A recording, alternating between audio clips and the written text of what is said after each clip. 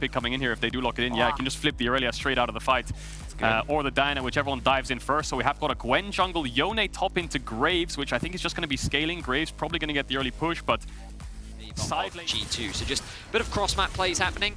And with Elyoya now hitting level 6, this could be an opportunity for them to punish Broken Blade as he heads back towards the lane. And the question is, do they manage to punish Broken Blade here? Because he has the fate sealed. He can jump away from this and he'll do it, try and get underneath the tower. Elyoya stops him. Armor on the chase here as well. Soul unbound, Broken Blade's going to try and dash back, but as you say, he is dead. Armor got an assist. Very scary spot to be in, especially with them as your opponents in the future. A hook does land. Jankos going to get caught out just a little bit here, but he tries to turn it back onto Kaiser. Needle work, not enough as Jankos shredded where he stands by Elyoya. He will pay for it with his life as Caps takes him down. Rika missed the Vanguard's edge, has the flawless duet, will get the stun, but the Shockwave drags him back. Rika still diving forward, Caps ticking, not quite enough to take him down. Rika will fall in response. G2 find 2. A little bit of pressure because of that. G2 decide they don't want to take the fight around the drag. Armit's actually going to grab the crab, so denied that. And we'll be able to secure first tower of the game up here against his former TCL rival as well. Of course, Broken Blade and Armit have a history going back all the time before they joined the LEC.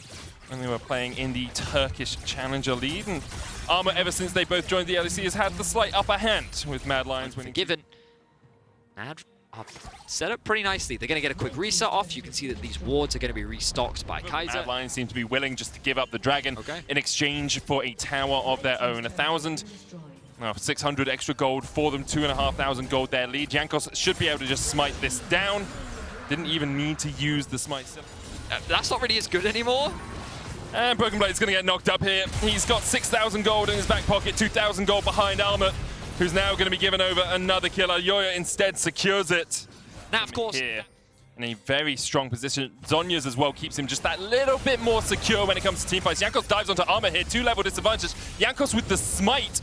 Blue buff will be secured by Elyoya, and Jankos just walks away. G2 will continue to survive for the moment. Caps actually might keep Elyoya and Armor at arm's length. Outscale the Graves, but hang on, look at Jankos here. He's going to get hooked. He's going to get knocked up with a death charge, rooted in spot, and just look at the burst. Jankos somehow able to survive, though. Gets out with the needlework. Rika on the chase, show stopped back. Targamas, though, low already. Rika trying to survive. This one, Moonlight Vigil. Just the edge of it, just the very tip didn't quite connect as Rika falls to Blackhead. Broken Blade is going to unseal his soul for the moment. And then that control ward is there. The sweeper from Targamas doesn't spot anyone out. TP coming in from Armor. Jankos goes forward. Targamas dives into the pit. Pulls them back with the showstopper. Armor already in the middle of the pit. Jankos trying to take him out. Armor's going to have to flash away. The Shockwave lands onto 2. Unforgiven's already got 1 kill, but it's answered as Rika falls as well. And Jankos, the healing is absurd. The needle after needle from Jankos just heals him up, and Unforgiven. Moonlight Vigil will not even kill off Blackhead. To turn the team fight into G2's favor will result in a Baron and control over the game.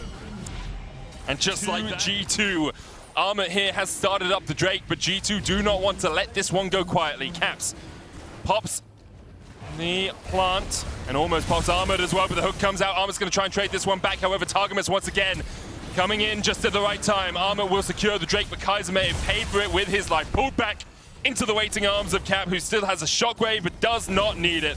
The ball finds its mark as Caps goes 3-0-3. Have really turned the tables for G2.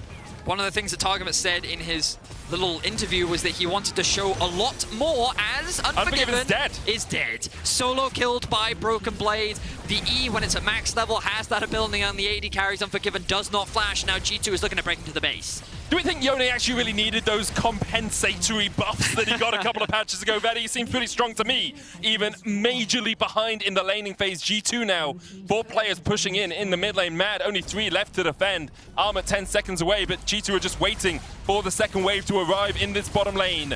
The gold swung so massively in favor of G2. Mr. Moneybags himself winning out this one. First split. Syncroft x Maddie yet to really find their footing, although Syncroft has had a few good games. But once again, we see an engage from a support as Kaiser looks for it. Vanguard's edge on the backline, but the stopwatch is going to do quite a lot here. Jankos gets a kill already. There's the Shockwave, the follow-up. You're just too far behind. You can't do anything.